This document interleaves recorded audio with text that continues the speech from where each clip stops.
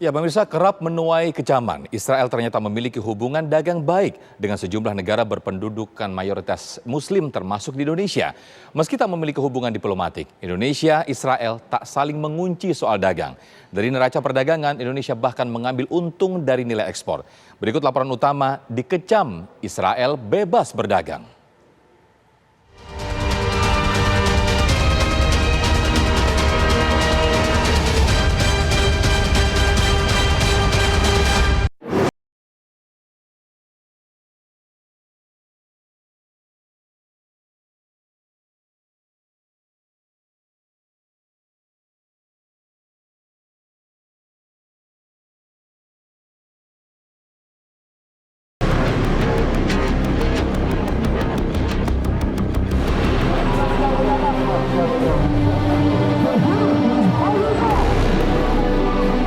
Seruan boikot produk Israel selalu menggema di tengah aksi bela Palestina.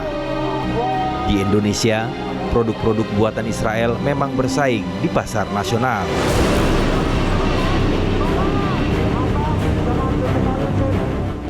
Namun siapa tahu, bila Indonesia selama ini menikmati untung dari neraca perdagangan ekspor-impor dengan Israel.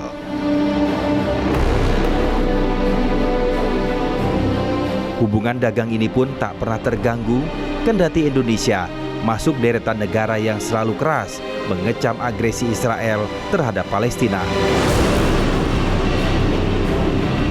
Data Badan Pusat Statistik menunjukkan, sepanjang tahun 2020, Indonesia berhasil menambah kas negara dengan mengekspor produk ke Israel senilai 157,5 juta dolar Amerika Serikat.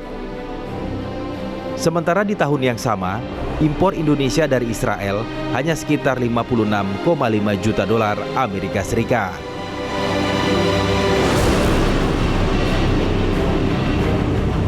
Nah, terkait dengan ekspor impor dengan Israel, kita sebenarnya tidak hanya impor, tapi ada ekspor juga begitu ke Israel.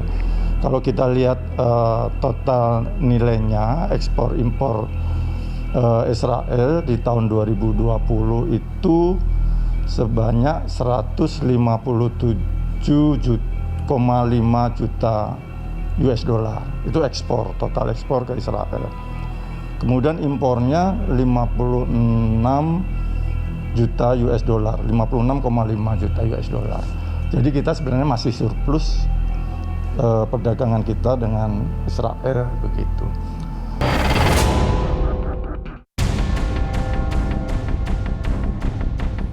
Meski tak memiliki hubungan diplomatik, Indonesia-Israel saling menjual barang komoditas andalannya.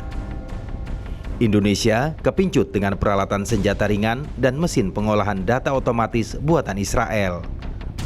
Sementara Israel banyak mengambil barang peralatan listrik dan elektronik dari Indonesia. Meski gelombang anti-Israel terjadi di dalam negeri, Indonesia banyak mengambil untung dari perdagangan dengan Israel. Kemudian ada aksesoris untuk revolver, mungkin sarung-sarung senjata barangkali ya. Itu 41.000 US dollar. Kemudian part and accessories of revolver itu 3,756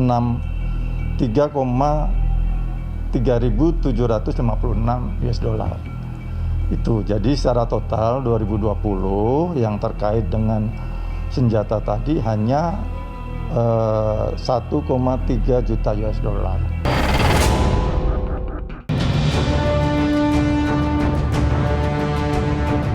Kementerian Pertahanan menampik adanya produk senjata Israel dalam sistem persenjataan nasional.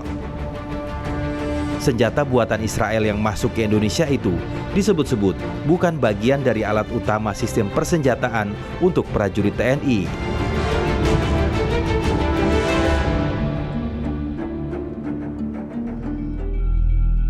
Saya temukan tidak ada belanja alutsista dari Israel. Jadi mungkin rilis yang disampaikan oleh BPS itu terkait belanja yang dilakukan oleh pihak swasta atau pihak lain. Dan yang jelas dari Kementerian Pertahanan tidak ada data yang menunjukkan bahwasannya Kementerian Pertahanan maupun Mabes TNI maupun 3 angkatan yang ada TNI AD, AU, dan AL itu belanja dari Israel. Jadi mungkin pihak swasta, yang biasanya pihak swasta juga kalau beli dari negara Singapura biasanya, dan itu produk Israel dan sebagainya. Tapi yang jelas dari Kementerian Pertahanan tidak ada belanja dan pengadaan dari Israel maupun dari Singapura.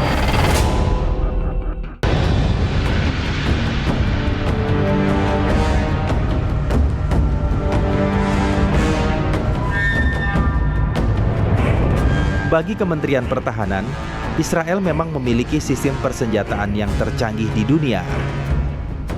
Namun Kemenhan tidak berniat menggunakan senjata buatan Israel itu.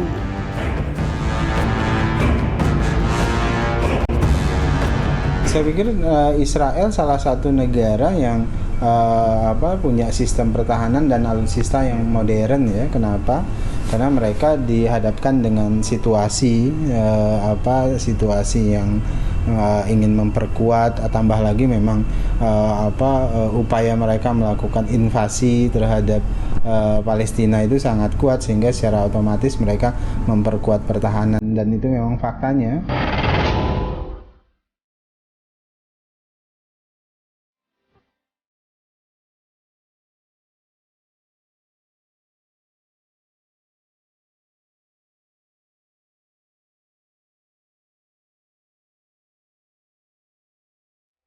Di belahan dunia, sentimen anti-Israel juga tak mengganggu hubungan dagang dengan negara Zionis tersebut. Bahkan negara yang tergabung dalam Organisasi Kerjasama Islam atau OKI selama ini tercatat aktif mengirim produknya ke Israel. Turki menjadi nomor 1, diikuti Azerbaijan, Palestina, Kazakhstan, serta Indonesia.